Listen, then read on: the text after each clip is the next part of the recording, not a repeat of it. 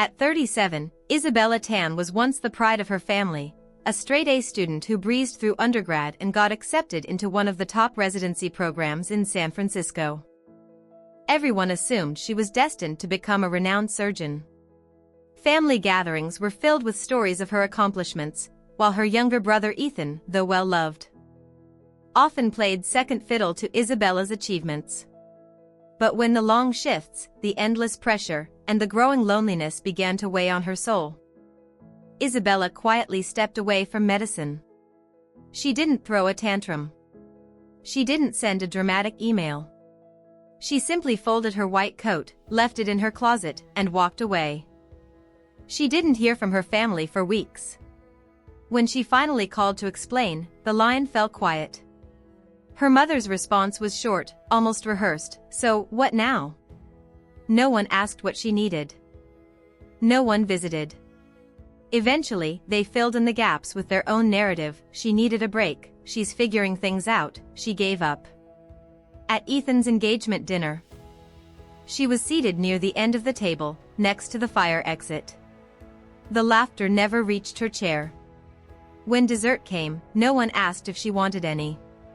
And she didn't ask to be seen. After all, they had already decided she was no longer the main character in their family's story. After walking away from medicine, Isabella moved into a modest studio apartment above an old independent bookstore in Seattle's Capitol Hill. There were no more morning rounds, no blaring pagers, just the scent of paper, the creak of old wooden floors, and the quiet hum of traffic below. She took a job organizing weekly tech literacy classes at the local library, mainly helping older adults navigate the digital world, how to send an email, join a video call, or shop online. At first, it was just a way to feel useful again. But something shifted the day she helped Mrs. Green, a 78-year-old widow, FaceTime her granddaughter for the first time. Mrs. Green cried. "I thought the world forgot about me," she whispered. That moment stayed with Isabella. She began building printed guides in large fonts, recording simple instructional videos on her phone, and uploading them to a free website she created one night on a whim. She called it Bridgelight, a name that made her think of connection and clarity. It wasn't a startup. Not yet. Just a side project she didn't tell anyone about. But each time a thank you email arrived, Isabella felt something slowly return. Not pride exactly, something quieter, but stronger. A sense of purpose. Bridgelight grew faster than Isabella expected. Within 6 months, her inbox was filled with messages from people across the country, grandparents reconnecting with family, veterans joining virtual support groups, even an elderly man who used the platform to send his first text message to his son in 10 years. Every evening, Isabella would sit on the floor of her apartment, reading those messages like they were small, sacred stories. Then one day, an unexpected video submission arrived. The subject line read, "Bridgelight changed our lives." It opened with a young woman sitting beside her grandmother on a sunlit porch. The younger woman spoke gently, "This is my grandmother, Ruth. After Grandpa passed, she felt completely alone. But thanks to Bridgelight, she now video calls the whole family every Sunday." Isabella's heart stopped when the woman said her name, "My name's Lily. Thank you, Isabella, for building something that made my grandma feel human again." The woman had no idea who Isabella really was. No idea she had once been a doctor. No idea the tool that healed her grandmother's loneliness came from someone whose own family had long stopped asking how she was. Yet somehow, it was the most honest recognition Isabella had ever received. 3 days later, Isabella received a call from her mother. It wasn't warm, it was functional, like a calendar alert in human form. "Don't forget, Ethan's engagement dinner is Saturday at 6. The restaurant's called Silver Elm. Very classy, so dress appropriately." Isabella paused, unsure. "I don't know if I should come." Her mother's voice stayed level. "Of course you should. Just, don't talk too much about your project. Lily's family is quite accomplished. Ivy League people. That evening, Isabella stood in front of her closet, eyeing a row of dark, forgettable clothes, uniforms for invisibility.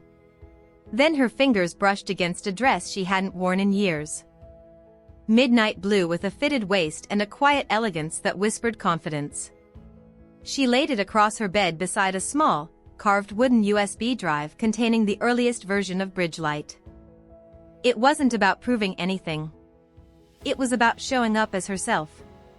The next morning, an email arrived from her mother, subject line, dress suggestions. Attached were pictures of smiling women in pearls and pastel sweaters. Isabella didn't reply. She didn't need permission anymore. This time, she wasn't coming to disappear. She was coming to be seen, even if no one was ready for it yet. The restaurant shimmered with soft lighting and quiet wealth. Isabella arrived 10 minutes early, she always did. Her mother looked up. Surprised, not warm. Oh.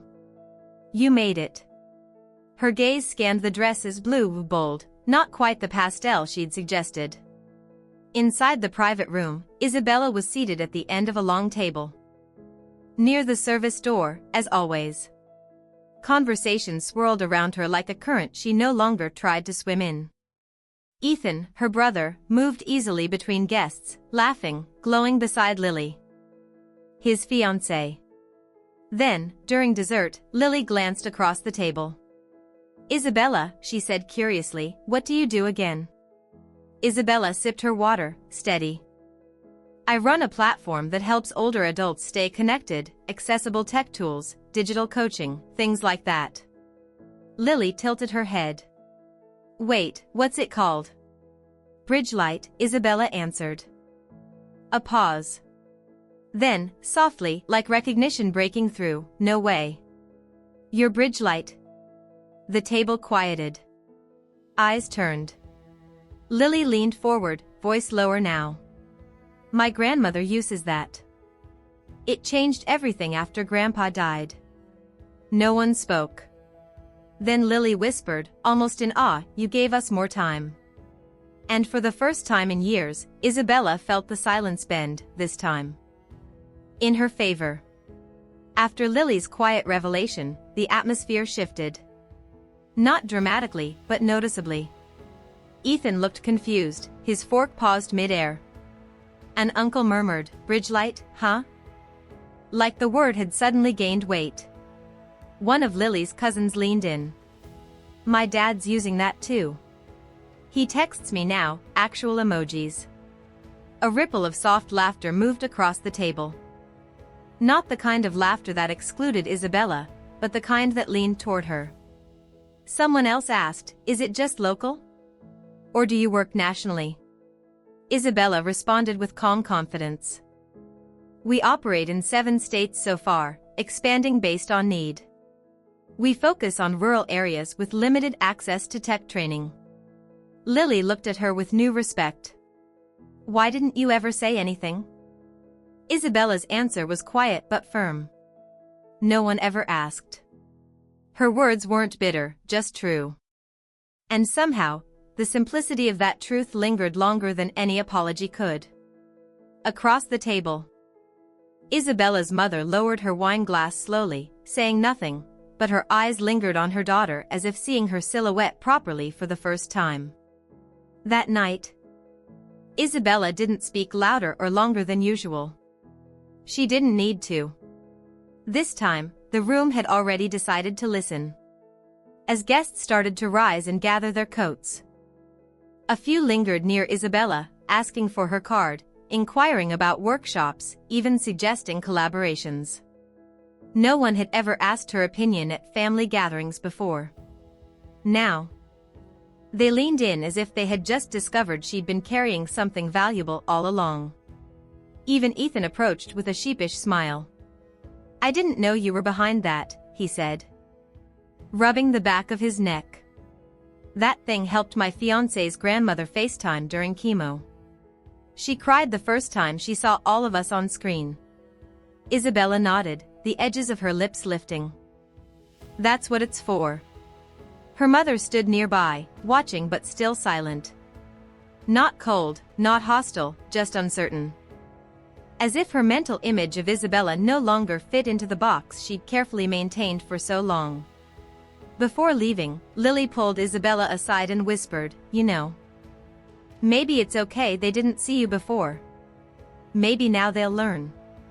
That night, Isabella walked home without needing to replay conversations or justify her silence. She had said little, but everything necessary had been heard. For once, she didn't have to prove she belonged. She already did. 3 days after the engagement dinner, Isabella received a package in the mail. No return address, just her name in delicate handwriting. Inside was a note written in her mother's familiar script. "I watched the video Lily mentioned. I didn't understand before. I think maybe I didn't want to. But I see it now. What you've built, it matters. I'm sorry it took me so long." No grand apology. No excuses. But it was more honest than anything Isabella had heard in years.